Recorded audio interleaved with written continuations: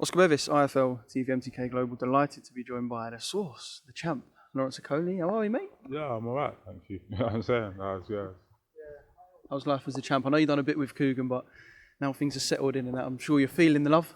I am, obviously. I just, watched what I watched. Obviously, I'm not in the best of moods, but, it is what it is.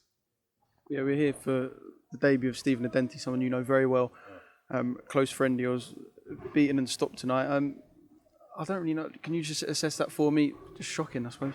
Yeah, obviously, we've spoken now, he's calm, but it's just simple, technical adjustments. Obviously, it's difficult on the big stage for your pro debut. I think he's had, I don't know, less than 15 amateur fights, and obviously, these things happen, but I just let him know these things do happen. This is what I saw in the first round and at the start of the second round, that you could have done it a little bit differently, and ultimately now, obviously, it's on TV or whatever else, but it's about what he does from here. Everyone always says that you can bounce back, but generally, mentally, it's about to bounce back, and also technically to work on just a few different tactics, and that's that. But obviously, it's annoying, it's a shock, it's not what you want, but ultimately, it's just a part of the story. Yeah, I mean, you only have to look at someone like Johnny Nelson, who lost multiple times at the start of his career. It's not the end of the world for Stephen, but is it sort of the manner of defeat that might be hard mentally, perhaps, for him to stand there and take? Obviously, I know him well, so I don't think it's actually going to do that much. It's just more so annoying in the sense of it's not what you want. Do you get coming from? And also, it's going to make a lot of people maybe say whatever. So that's the part that's a little bit harder to deal with. But ultimately, he's always eager to learn and put himself in the deep end. So I think he'll be all right. I heard you having a few words with him. You speaking to him for quite a while, for about 10 minutes. What sort of things did you say and what sort of advice did you give Stephen? Just the same stuff. We're going back and forth. Obviously, he's still mentally here, so it's just the technical stuff. Because for me, I'm the type of person, I'm quite rational and realistic. I'm not going to baby him and say, oh, don't worry, you'll be back. That's not going to help no one. So I'd rather say, this is what you did well. This is what you could have done better. I asked him how he felt, what he remembers back and forth. And that was it. So it's a long conversation, of course, but ultimately it's one of it's not about crying or, being upset. It's like, okay, we're going to go and work on in the gym now. Do you know what I mean? When can Frank get you back out and blah, blah, blah.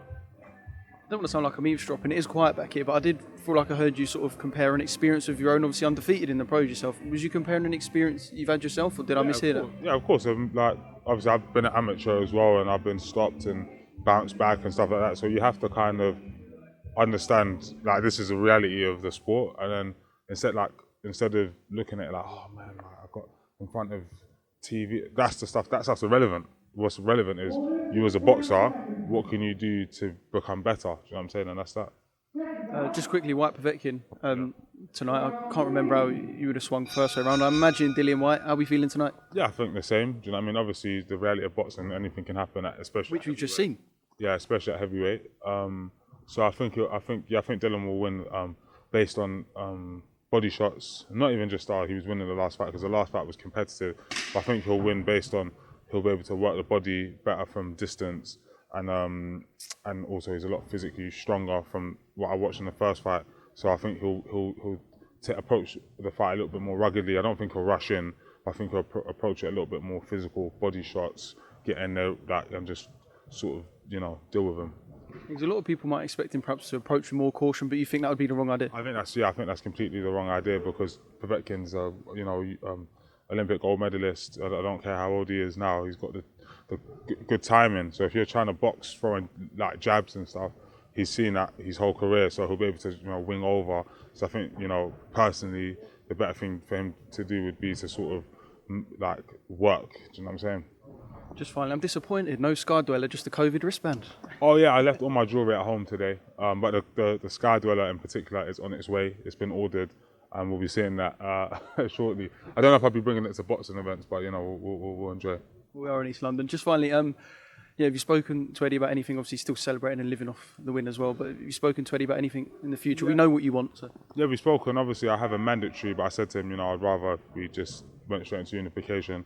He's just dealing with this week, he said, and then they're going to have conversations with the other champions and see who's really up for it. Because I think at this weight, it should be quite easy to make unifications. It's not like we're all some blockbuster, network. It's just, you want to box on Sky Sports, let's do it. You hold the key position, I would say, network-wise as well. Do you think? Yeah, definitely. Obviously, me and Breidis obviously does well as obviously in his country and stuff. So I'm up for going to Latvia as well if that's where it is. So just kind of we'll see what happens in it.